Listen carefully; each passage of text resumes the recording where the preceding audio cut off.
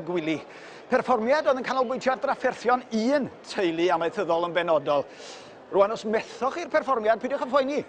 Achos y diweddar mae'r criw wedi bod yn gweithio ar addasiad teledu o'r stori. Meinir sydd am mwy i chi.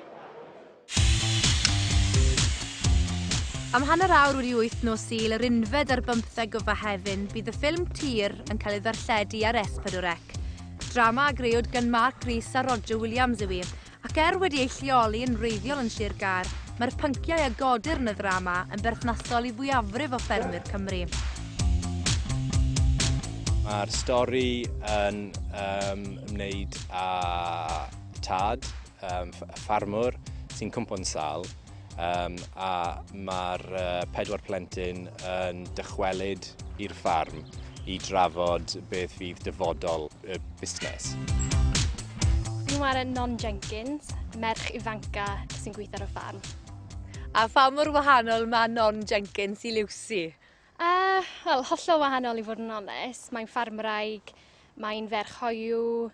Oedd rhaid i lot o ymchwil i fi mewn i hwnna, a o'n i jyst yn ffindo trwy gydol ar ymarferion, oedd cymeriad na'n dod ato fi. Pa fath o waith ymchwil bydd rhaid ti wneud wedyn? Wel, gamau fi sy'n cael y ffarm ar ôl y nadu. Oedd jyst rhaid i fi wneud fwy ymchwil mas o pawb fi'n credu.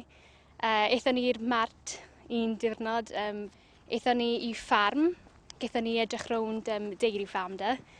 A ond sbwner mae fe'n joio ffarm o fyd, so athef fi cwpl o dairy shows lawr yn Atyci, ble oedd e'n show yn y ring fyd, so ni'n ei gefnogi fe.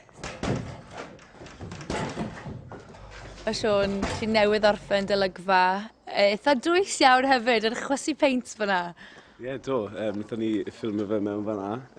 Golygfa lle mae Arwel yng Nghymru yn y ffilm yn cael rhyw workout bach gyda'r ar y boxing bag. Ond mae e'n fwy wneud a'i dimladau fe am ei hunan, am ei fywyd a sut mae fe'n gweld le mae fywyd e'n mynd a'r sefyllfa mae fe yn ddi. Ges i'n fagu yn dryslwyn ar bwys Llandeilo.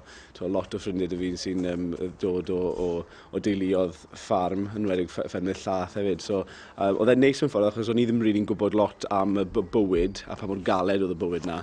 Mae fe'n anodd, oedd e'n gret i ni allu gweld a siarad â pobl sydd wedi bod trwy'r un profiad. Oedd e'n bwysig iawn i ni bod ni ddim yn pechu neb a bod ni'n gwneud yngwaith cartre. Felly wnaethon ni treulio lot o amser yn siarad gyda'r staff yn yr FUW yn Gyfyrddin. Eithon ni rownd am wythnos yn gwneud dim byd ond cwrdd â ffermwyr yn clywed i straeon nhw, rhoi cyfle iddyn nhw sôn am eu gyfidiau nhw, hefyd sôn am y dyfodol mewn ffordd positif. Dwy fferm wnaeth Roger ymweld â nhw oedd Bremenda Ucha yn Llanarthne a Clytiau Cochion yn Llanpumsent. Ond i teimlo elfen o anrhydedd bod gyda ni gyfle i wneud cyfraniad tuag at rhywbeth fydd yn portreadu beth fi'n credu'n wirioneddol sydd yn digwydd yn y sir yma. Byddwn ni'n tybied, ta faint o ffermwyr Cymru fydd yn gwylio'r ddrama honna, mi fyddan nhw yn gallu gweld, mae yna haenen o'r hyn sydd yn y ddrama honno yn ein bywydau ni hefyd. Mae salwch a'r olyniaeth a diffyg cynhaliaeth, mae'r cyfan oll fyna. So, wy'n canmol Roger bod e wedi llwyddo i blethu deunydd lliwgar, deunydd sydd yn adlewyrchu yr hyn sydd yn digwydd yng nghefn Gwlad Cymru yn Sir Gar, falle oedd e'n portreadu, ond mi fydd ffermwyr ar draws Cymru yn gallu uniaethu gyda'r ddrama mewn llawer ffordd, fi'n siŵr. Faint chi'n credu nath Roger elwa o fod allan yma ar y fferm yn gweithio? Wel, mi ddoth rhyw noswaith, oedd e yma rhyw hanner awr wedi 3, a dod i odro nath a gweld ni wrth yn gwaith, a wedyn ni gaethon ni sgwrs yn y gegin ar diwedd amser godro. Oedd e'n neis iddo fe weld ffarm deuluol wrth i gwaith. Ond chi hefyd yn arall gyfeirio ar y fferm a yn mynd allan i weithio? Ydw. Wel, wy'n dysgu 2 ddiwrnod yr wythnos. Wi yma, chymod, llawn amser. Am y busnes bach arall gyda ni hefyd. Ond na, dwi yn mwynhau popeth wy'n neud. Ond chymod, oedd amser rhyw 12 mlynedd yn ôl bellach, ble oedd pris y llath mor ofnadw o isel. A chymod, oedd na ddim un ffordd o'n ni gallu cynnal teulu. A chi'n credu bod hi'n bwysig bod ni yn codi ymwybyddiaeth yr pwyntiau yma mewn drama tebyg sydd ddim yn cael ei ddangos ar draws Gymru? Chymod, mae'r ddrama hyn felly yn dangos pwysigrwydd y tir i ni. Chi'n gwybod pa mor agos i ni iddo fe. A mae'n gyfle hefyd, dwi'n teimlo, i siarad am pethau felly dyn ni ddim yn licio siarad am bwyty. Enghraifft etifedd, achos chymod, sneb yn moyn meddwl o beth sy'n mynd i ddigwydd nes ymlaen, ond mae'n rhywbeth mae rhaid i ni gyd i ystyried. Okay, for rehearsal then, please, with music.